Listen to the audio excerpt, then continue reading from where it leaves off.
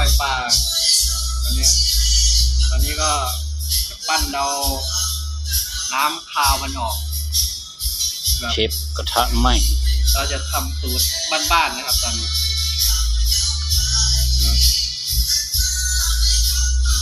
แบบบ้านๆแต่คุณภาพความอร่อยครับ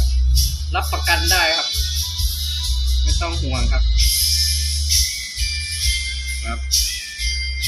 นี่คือโอเคแล้วครับเนี่ยตอนนี้เราจะกินดิบก้อยดิบอย่างเดียวใครสนใจก็ได้เลยครับช่วงนี้แล้วก็ต้มนะเป็นต้มนะพอกินต้มด้วย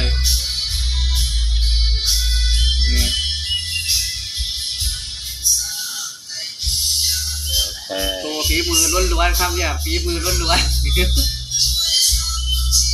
ส่วนผู้กองชายป่อมอันนี้ในน้ำแดงนะ